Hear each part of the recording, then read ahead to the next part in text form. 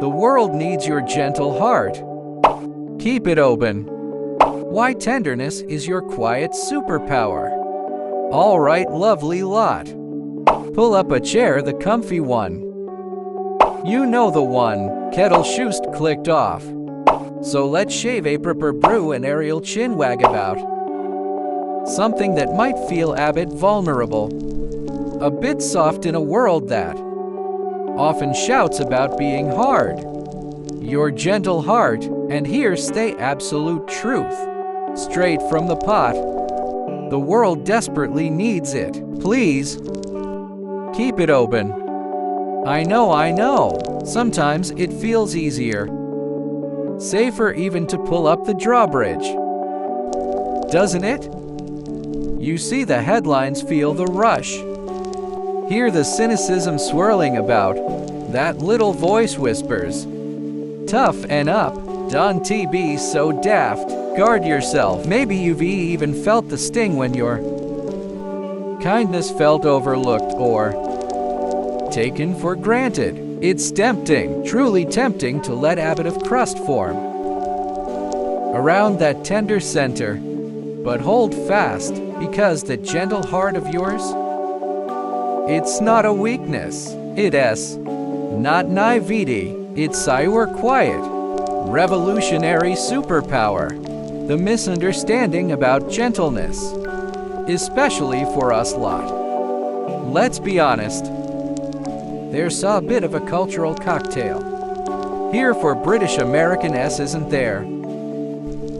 On one side, perhaps that ingrained British reserve, the stiff upper lip, the fear of seeming overly sentimental, or heaven forbid gushing. On the other, the American drive, the optimism, but maybe also the pressure to project constant strength. It can leave that gentle heart feeling a bit exposed, like it doesn't quite fit the script. We might mistake gentleness for passivity, just letting things happen to us, weakness, and inability to stand up for ourselves or others. Fragility, something easily shattered, needing constant protection. Sentimentality, something fluffy and impractical. But true gentleness, the kind the world craves, it's none of those things. Gentleness is fortitude in a cardigan. Think about it. What takes more raw courage? Slamming the door shut in fear, anger, or self-protection, or choosing to leave it open a crack, even when you've been hurt before. Trusting that connection and compassion are worth the risk. Keeping your heart open isn't about being a doer. Matt, it's an act of profound bravery. It's strength under control. It's resilience that says, yes, the world can be harsh, but I refuse to let it make me harsh. I choose to be a source of warmth instead. It's a quiet determination to respond to sharpness with patience, to meet frustration with understanding, to answer indifference with genuine care. That takes guts, real, everyday heroism. Why the world is parched for your gentle heart? Look around. Honestly, what do you see? A lot of noise, a lot of division, a lot of people feeling isolated, unseen, unheard. We're bombarded with information, but starved of true connection. We see performative outrage, but often miss quiet, consistent compassion. This is where your gentle heart becomes not just nice, but essential. It's the antidote. It's the safe harbor in a stormy sea of opinions and anxieties. Your gentle presence is a place of calm. It's the listening ear without immediate judgment, the quiet space where someone feels allowed to be vulnerable, exhausted, or simply unsure, your open heart tells them, "You are safe here. You matter." Healing balm. Kindness isn't just a nice idea. It has a tangible, soothing effect, a gentle word, a patient gesture, a moment of genuine understanding. These are like cool water on a burn. They don't erase the pain, but they make it more bearable. They remind the recipient they are not alone in their struggle. Your open heart administers first aid for the soul. Bridge builder. Gentleness disarms. It cuts through defensiveness when someone expects anger or dismissal and receives patience and a willingness to understand instead. Walls start to crumble. Your open heart becomes a bridge across divides, political, social, or just the everyday misunderstandings that separate us. Quiet rebel. In a culture that often rewards the loudest, the fastest, the most aggressive, choosing gentleness is a radical act. It's a quiet rebellion against the notion that hard is the only way to be effective or strong. Your open heart proves that true influence comes from connection, empathy, and unwavering respect. Keeper of hope, consistent gentleness, especially when it's hard, is a beacon. It reminds everyone who witnesses it that goodness persists. It whispers, "See, it is possible to be kind. There is another way." Your open heart nurtures hope, not just for others but for yourself too. Keeping it open.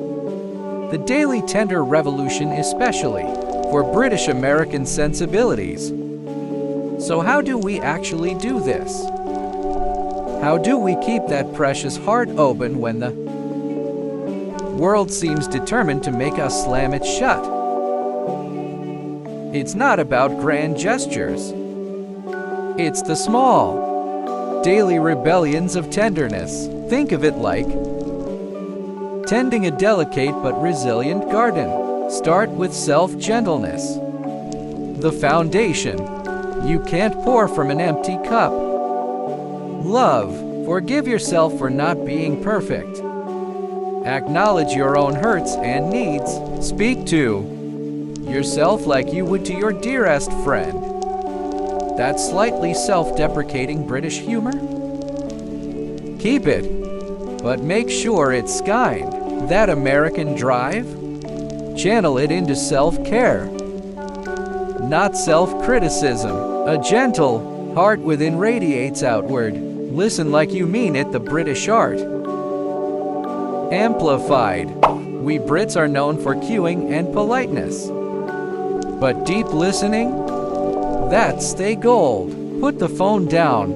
Really look at the person. Listen not just to reply, but to understand. Hear the words and the feelings underneath. You're American. Openness allows you to lean in, to show you care. This simple act screams, "You are important to me." Mind your words, the power of the tongue. Gentleness shines brightest in how we speak. Swap harsh judgments for curious questions that sounds tough. What happened? Instead of, "Why did you do that?" Offer encouragement freely. "You're doing brilliantly with that, really." That famous British understatement. Use it for kindness, not bad at all. Instead of criticism. Your American warmth? Let it infuse your praise. You absolutely nailed that. Offer the small mercies, the practical kindness.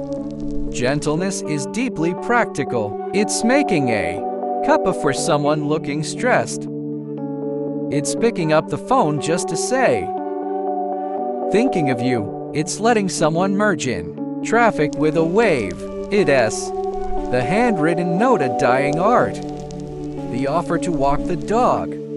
The holding of a door. These tiny acts, born from noticing and caring, are the bricks that build a kinder world. Set boundaries with grace. Gentleness isn't gullibility. Here's the crucial bit. Keeping your heart open does not mean letting people trample all over you. True gentleness includes self-respect. It's perfect lie possible essential. Even to say no kindly but firmly. I'd love to help, but I'm stretched thin right now. Or I appreciate your view, but I see it differently. Setting boundaries protects your gentle heart so you can keep offering it to those who value it. It's the fence around the garden. Find your tribe of tender hearts. Surround yourself with people who value gentleness, who reflect that warmth back to you. Share stories of kindness you've witnessed. Celebrate each other's softness. This mutual support makes keeping your heart open feel less like a solo mission and more like a shared, beautiful endeavor. Your British American community spirit is perfect for this. The village green mentality meets neighborhood watch. But for kindness, look for the gentle heroes and be one. Notice the quiet acts of kindness around you. The shop assistant with infinite patience. The neighbor who checks in. The colleague who offers genuine support. Acknowledge them. The